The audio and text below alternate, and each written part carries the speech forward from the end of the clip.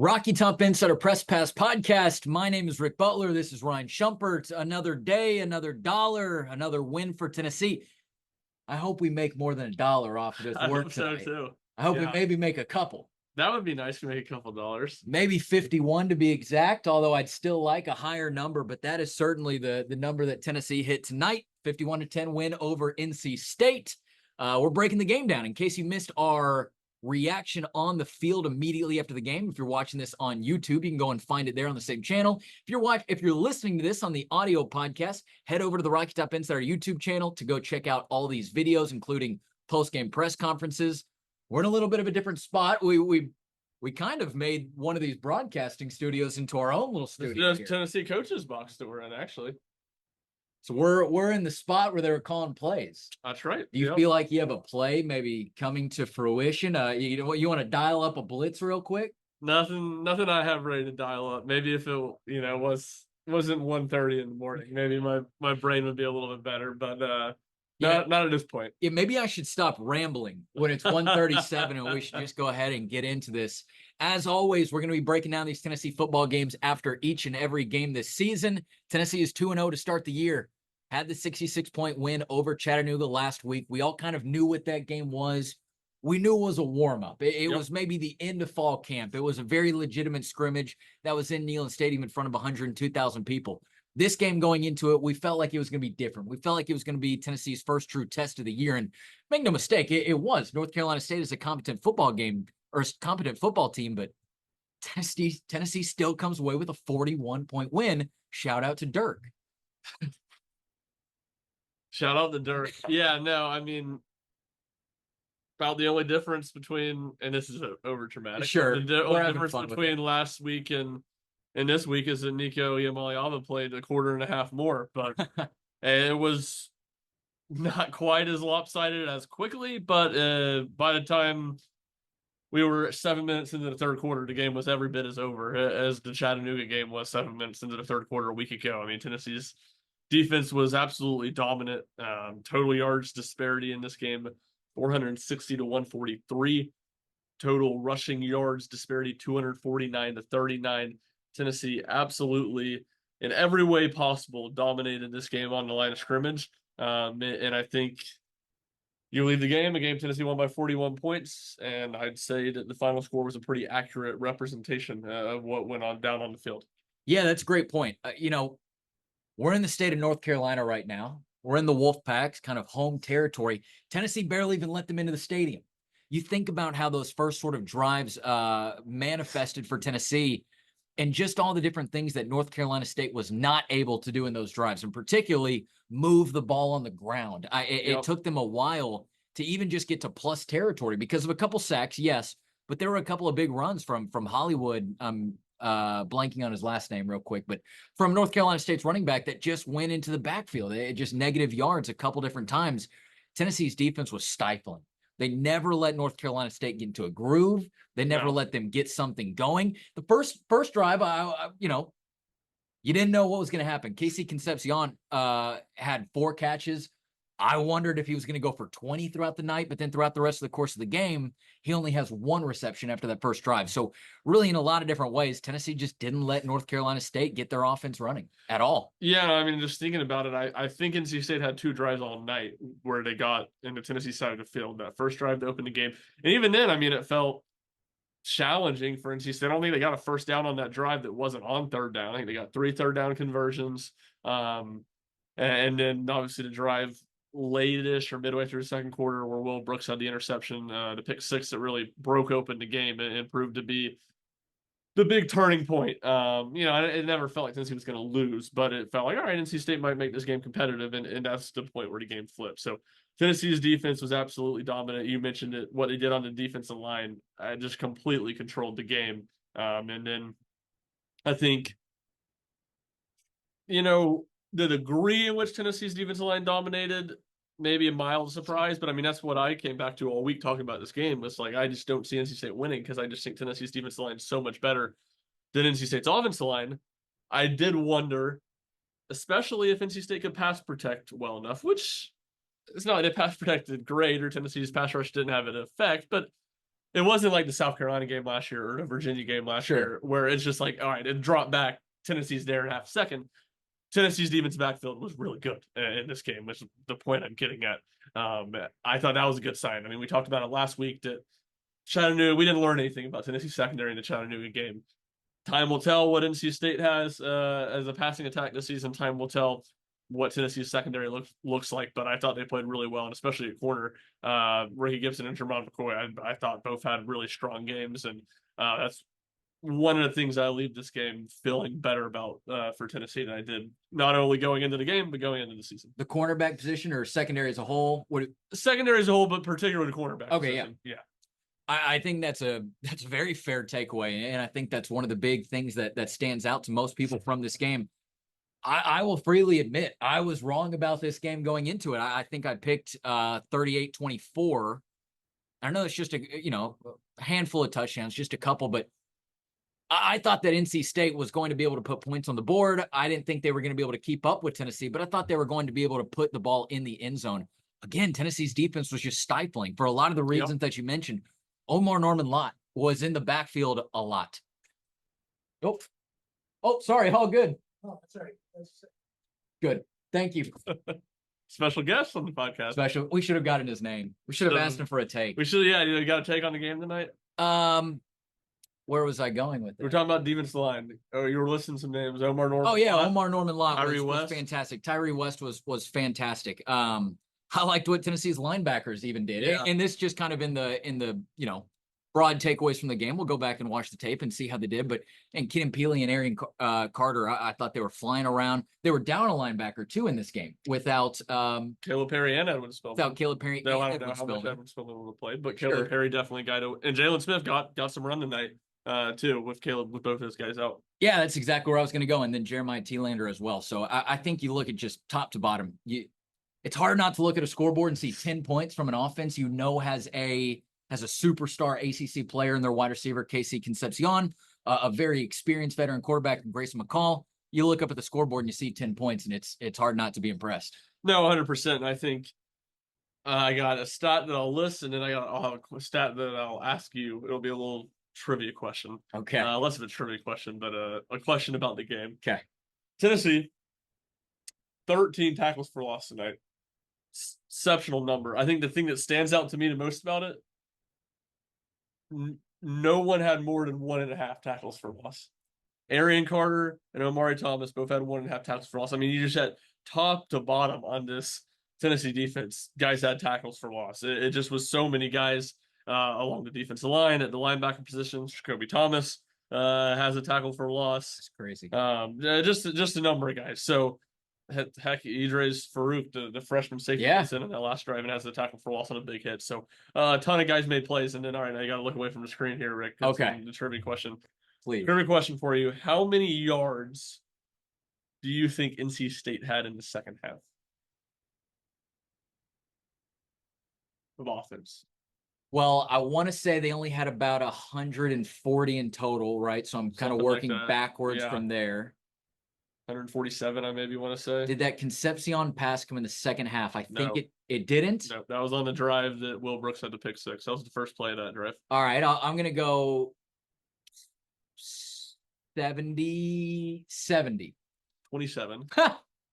27 yards on 19 plays for NC State in the second half, 1.4 yards per play, 14 rushes for 13 yards. And 4 of 5 on passing attempts for 14 yards. Well, and the 0 of 4 on third downs, 0 of 2 on fourth downs. What was wild to me is just that do we have times? Do we have time? Time of possession? Yeah. Because it just felt like so often Tennessee was getting the ball back, whether it was from a fumble recovery, whether it was from an interception, whether it was from just playing defensive downs. There were a lot of times where Dave Dorn's I don't think the entire second half the ball got on Tennessee's side of the field. Yeah. I would think you're right. I guess the last drive. I guess NC State punted on the last drive, and Tennessee had it on their side of the field as they ran out the clock. And I will say, now that I'm kind of thinking about this, time of possession is closer than I thought it was. But again, Tennessee was scoring quickly. Yeah. And NC State wasn't. Well, first, they had a couple drives, but they certainly weren't doing anything with the ball. So I can kind of see where that went. I mean, the first drive of the game, I think, was like 7 minutes. Okay, yeah. They didn't score on it. That's a great point, too. So, yeah, I don't really know where that point was going. It's just so late. But a really impressive job from Tennessee. Oh, that was it. It is that yes, there are going to be plays where something breaks down for Tennessee's defense, and the same can be true about the offense as well. But I really think you look at this group of veteran, experienced players. You know how well they know this system. Josh Heupel talked about it at the game. He talked about just their belief in what Tim Banks is doing, and also their assistant coaching positions, what everybody is doing. And I think you can really see a Tennessee defense that has been improving over the last couple of years. You're never going to take it from 140 to 40, right? You're Yeah. never going to make that kind of jump, but there are incremental strides that you can make. I think now that we're in year 4 of this Josh Heupel era at Tennessee, you can really see a lot of the buy-in to this defense, not just the buy-in, the athleticism, the skill, the guys that they've been recruiting.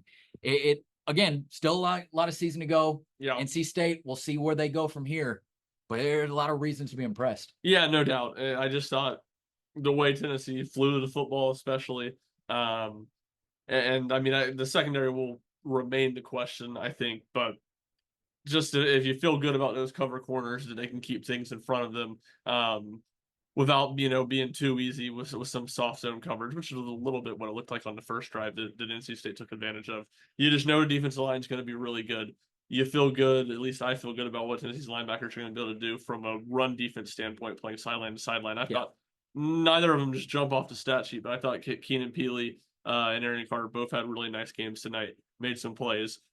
Keenan Peely almost, to me, kind of emerged as an enforcer tonight. Yeah, 2 plays. The guy who will go and bump somebody when it's a little bit late, right? And you don't call him a dirty player for that. I don't think anybody thinks that, but he's sort of that enforcer role of, hey, you stay around our guy a little bit too long. He's going to be the one to say, I'll step up for my teammate. I'll let you know I'm here too. Well, that play you're talking about when he gets to unsportsmanlike conduct and one of the drives. And it might have been a little late. I don't know, but obviously it was a little bit late. Yeah, no, the guy got tackled and then got back up and Keenan back up. But that vibe had the feel of Tennessee's defense, at least the entire second half. I think on the first down, NC State threw a little swing pass.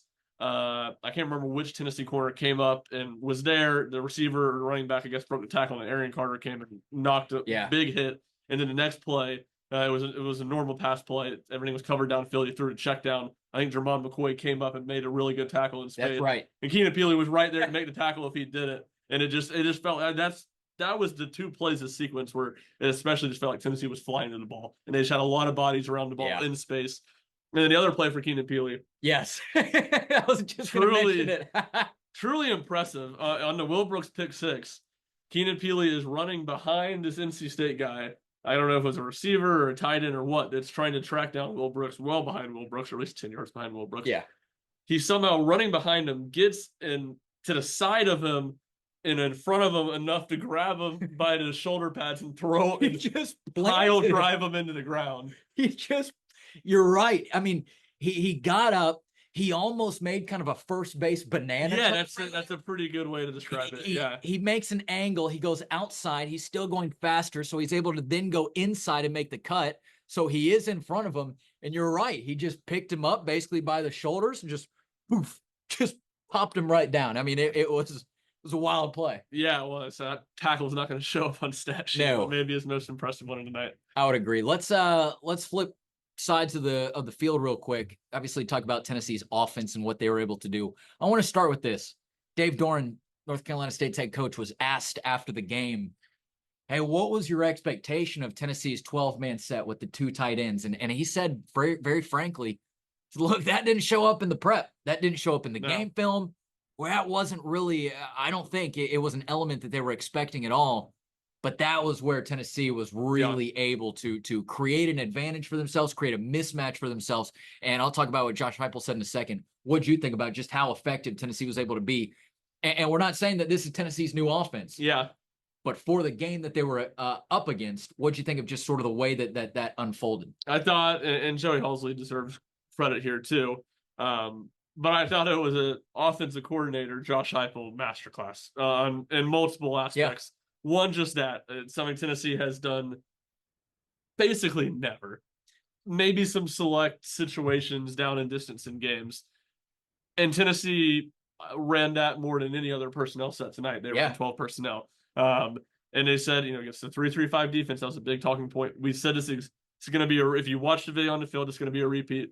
Do you remember NC State's defense coordinator's name? I've forgotten it again. Tony Gibson. Tony Gibson. I wanted to say Tony Wilson. Tony Gibson, who was at West Virginia in the mid 2000s. Yep. Art Briles was at Baylor, and they Two were stints there. And teams were running, just kind of in the Big 12 oldies up tempo and offenses similar, at least to what Tennessee's doing now. Had some success against it. The 3-3-5 defense, very unique. Not a ton of teams run it. And Tennessee said, all right, well, you're going to run 3-3-5. We're just going to line up 12 personnel and run it right at you. And that's what they did all night. And Tennessee's offensive line was better than Tennessee State's defensive line. They controlled the line of scrimmage on the offensive side of the ball. And I thought that was a masterful move or a masterful game plan. And then you talk about some specific calls on the night, too, that worked out really well. The one that you called when Tennessee's first drive and second half. Oh, thank you. Tennessee is running it right down NC State's throat, and they just go a little play action, slip Miles Kitselman out the weak side, wide open. Real nice. You have that one. You have the Nico, I think might have been 2 drives later, the 31-yard touchdown run on really a QB blast. Spread the defense out 5 wide. It looked pretty clear NC State was going to bring a blitz, and they were in man-to-man coverage. Untouched, 31-yard touchdown run. I mean, you can go on and on. They had a 3rd and 14. They converted with the little shovel pass, which huge. 2 times. And to your point too, what everybody talks about the wide splits with Tennessee's offense, they bring it in tight a couple times on that same first drive of the first half, 3rd play of the second half. Tennessee's got 3rd and 6. They bring it in tight, play action, get sneak squirrel wide out, wide open for about a 20-yard gain, and then the last touchdown Tennessee scores on the night. I think it was the last touchdown. Similar situation, 3rd down, bring everybody in tight. Play action, throw it out the hole and stays in the flat. He walks in untouched from 19 yards out. Tennessee's offense didn't look like it traditionally does a lot tonight. Yeah. And I thought when it did, NC State did a lot of good things, but Tennessee still had, 3 touchdowns off the top of my head, but looked extremely, extremely easy. And whoever caught the ball that wasn't touched on the play. Yeah, absolutely. I think, you can look at Tennessee's box score with the receivers and you might say to yourself, none of the receivers really stood out too much. Well, it wasn't necessarily their game. I actually think it was Tennessee's first drive of the game, which would have been the second drive of the game, where Tennessee's offense trots out to the field for the first time. You and I sit next to each other during the game. We typically call out some of the players, especially the starters. You said, I see Holden Stays. And I said, I see Miles Kitselman. And that was kind of our first indication that something was different for Tennessee in this game. But you said that very elegantly, and I really have nothing to add. But one thing that I do want to kind of put with that is, to me, what this game sort of indicated and just where Tennessee has been growing to and moving to, and they're getting their depth back. They're getting different pieces at different spots. They're more they're more deep at a lot of places. What this kind of indicated to me right now is that Tennessee's got a lot of different ways that they can play offense. Yep. And I don't think that every team is in that category. I think that it does take special people like Josh Heupel, Joey Halsley, all the other, the village of assistants that they have to put these things together. But I still believe that Tennessee is a team that can spread you out as wide as they can. No doubt. They can take shots down the field. I believe that Tennessee is a team that can crunch it all in, put 2 tight ends on the field when they got 3 that they can rotate through and really play smash mouth football to the tune of, 100, whatever it was from Dylan Sampson. This, to me, it was almost like, not that it happened this game, but it did in my mind. This was the game where Tennessee kind of evolved, and I can see a bigger picture for what this offense can do this year. And I can say to myself, all right, when they play Georgia, it might look a little bit different than when they play Kentucky or when they play Arkansas. But I think that Tennessee maybe has has the, what's the word I'm looking for? Just versatility. Has the versatility to play different styles of the game. Well, that's what I think will be really interesting. And you mentioned it, and it's what Josh Heupel said. It is like, we haven't had we worked on 12 personnel a lot this offseason. We haven't had the depth to run it, or they haven't had the personnel at tight end to run it in the past. And I think that's what, in the end, we'll be curious to see, is how much of this do we truly see? I mean, we're certainly not going to see it another game this year to the extent we saw it. But is it something that they sprinkle into a good bit of games?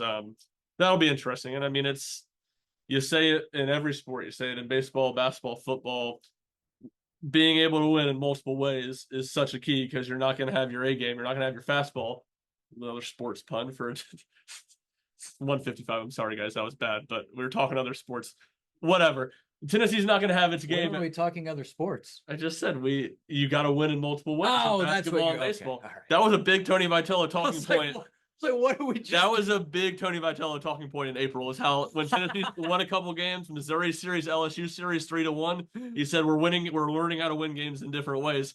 Turned out big for him. National championship team, Pride of Southland band honoring him again tonight. say? But all that to say, very unelegant. After my last point was apparently elegant. Tennessee, it looks like what you were saying, has multiple ways that they can potentially beat you.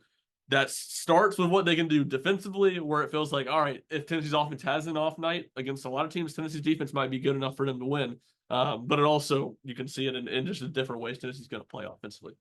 Before closing this thing out, because we're probably around, I don't know if I have the tab pulled up.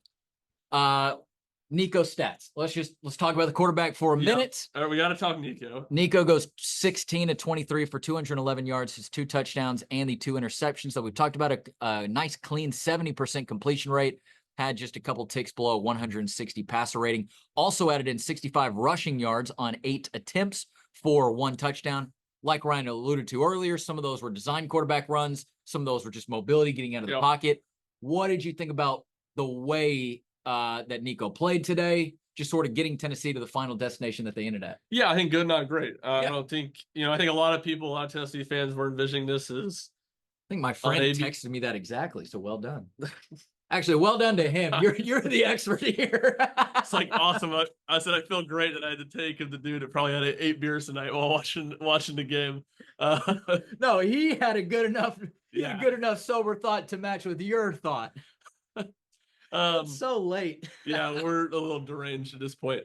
I think a lot of people, delusional Tennessee fans, deranged. I thought a lot of Tennessee fans probably had the thought that like this is going to be the Nico launching parties on ABC and Kirk Herbstreit and the Heisman campaign, and I don't know, just when you look at what Tennessee's game plan was, I don't think that was maybe necessarily ever in the cards. And Nico didn't have a perfect game. I thought the interception in the first half was certainly a bad one. Threw it late, just forced to throw over the middle. A play that wasn't there. Second half, I mean, Josh Heupel talked about it. You got to have a little better pocket presence. Certainly, that was not all his fault. He just gets hit hard as he throws, and it ball flails into the air. So the turnovers you'd like to see better. Again, I think the first one was a much bigger mistake than the second one. But overall, good. He was accurate with the football for the most part. I think the way, and Josh Heupel talked about this, the way he bounced back from the turnover was impressive. His next throw after the first pick was him getting hit as he threw, and he dropped that ball on a dime to Squirrel White down the sideline for a big, I think maybe a 45-yard gain. So he was good. Continued to see how he used his legs, scrambling. That pocket presence I thought was really good. 3 third/4th downs I can think of tonight that Tennessee converted with his legs. 2 of those plays designed quarterback runs, but one in Tennessee's first drive of the game where he scrambled for about 10 yards on, 3rd and 7, 3rd and 8. So he was good, not just unbelievable, didn't light up the stat sheet, but at the same time, like we said, it was clear Tennessee's game plan tonight was to run the football a lot. They thought they could control the line of scrimmage up front. They did that, and he played winning football. Yeah, you're not always going to get a game where he's on pace for 600 yards and 6 touchdowns in the first half, but I think first off, I think you hit the nail on the head. I think that is exactly what he was. He was good for Tennessee. He was not great. He was not a game changer in this game. Tennessee didn't need him to be a game changer in this game. Yep.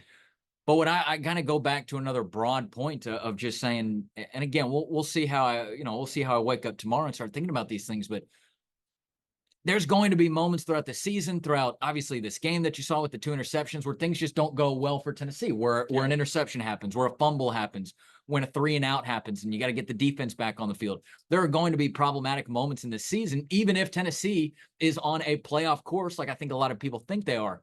The thing, though, that I've really realized about this team in this game is that they've got a great response to them. I think they've got great demeanor to the game. I think they have a great mental fortitude, and I think they have each other's back. So you are going to have a moment where Nico throws a bad interception, right? But then what does that response look like? You're going to have a moment where Tennessee goes 3-and-out. What does that response look like?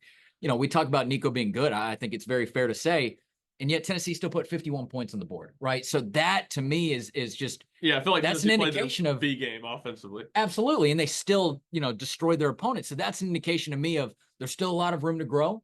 I think there's still a lot to be seen, a lot to be done. but it just continues to be a great starting point for what projects to be a phenomenal quarterback. But I don't think Tennessee is ever going to be, we'll see how it goes, but I don't see them slumping consistently throughout the game. I just think they've got weapons, they've got ability to be able to kind of respond and bounce back from some of those things. So not that they had to really do any of that tonight. Yes, the interceptions, you got to come back onto the field and play. But that was one of my sort of bigger takeaways, and maybe even a thing I'm going to be honing in on for the future. But I certainly think that just he's so talented that there's going to be a couple mistakes, but he's gonna put the ball back in a receiver's hands, or he's gonna do something to kind of make up for it. Yeah, I mean, the most impressive play all night doesn't end up counting. The broken play right here, and he buys just enough time and finds Miles Kisselman for what was a 59-yard touchdown, illegal man downfield, called it back. But he was good, and I guess a couple other just offensive notes. Another really nice night for Dylan Sampson, 20 for 132, 2 touchdowns, 37 more through the air. No Cam Seldon tonight, who was out, a surprise there. Deshaun Bishop, in meaningful time, the only other running back that got carries. Dylan Sampson and Khalifa Keith both got a drive late. 10 for 42 for Deshaun Bishop. Thought he played well. Exceptional hustle from Deshaun Bishop. We saw it last week with Nathan Laycock on the Gaston Moore interception. Oh, yeah. I mean, it looked like a for sure pick six on the pick six Nico threw in the second half, and Deshaun Bishop makes the tackle, just tackles him into the end zone, ran out, 10 more yards. He makes that tackle short. So a nice hustle play from him. And he continues to look more than capable if Tennessee needs him to run the ball in games. I'll go trivia right back to you. Okay. Who was the Tennessee defensive back who chased down the Texas A&M receiver in College Station? That's correct. And I bet you don't remember. I didn't think I was going to get you. Malik Foreman, a year earlier, 2015 South Carolina game, punched the ball out late as South Carolina was driving to potentially win the game, but I think 3-9 South Carolina team. Saved Butch Jones from a potential very embarrassing loss to, was it Sean Elliott? He was the interim coach. Spurrier had quit already. This is your forte. This was the guy that was the coach. I can't remember his name. I want to say Sean Elliott. Maybe not Sean Elliott, but whoever it was, he was the head coach at Georgia State in 2019. Still is there, I believe, when they beat Tennessee. Let's see if I can figure it out real quick. Maybe a new head coach. Maybe a new head coach. That was Dell McGee. Dell's a good name. Sean Elliott. What a pull for me. That's very good. It's 203, folks. And I pulled Sean Elliott's name correctly. He's no longer at Georgia State, though, apparently. You are the brains of the operation. I'm the looks of the operation. All right. Any other kind of final thoughts as we wrap this thing up and get out of here and try to get back to our hotel before 3 a.m.? No, not particularly. I don't got much either. Tennessee's defense is the story of the night. I think NC State's bad on the offensive line of scrimmage. They'll be curious to see how they do the rest of the season. If Tennessee's defense plays anything like they did tonight, they're more than just a college football playoff contender. I'll leave you with one quick story on the way out. Rob Lewis of VolQuest had asked Josh Heupel a question about just sort of the defensive prowess and the evolution and more or less the coming out party that they showed out tonight. Josh Heupel goes through his full answer. It's probably 20 or 30 seconds long, something in that range. Then he stops. He's done answering. The next reporter starts to ask his question. In the middle of this reporter's question, Josh Heupel says, wait. There's just one more thing I want to say. And his exact quote was this: the standard at Tennessee is to be elite on defense. This is the home of Reggie White, Al Wilson, Eric Berry. Fans have been losing their minds over that quote. And it's a really strong quote. And I think that was something. He said it with dramatic effect, too. He did. He said it. He said it with some gusto. He said it like he meant it. Because when you're talking about those three players, it's hard not to mean it. So if you want to go and find that video, you can go and find it on my own Twitter account. But otherwise, a good quote that people are loving, and I think that's a pretty good way to wrap up the day. Yeah, I'd say so. All right, well, let's get out of here. Thank you so much for listening. This is Ryan Schumpert at rshump00. I'm Rick Butler at Rick_Butler. Otherwise, it's been the Rocky Top Insider Press Pass. See you back for the next one.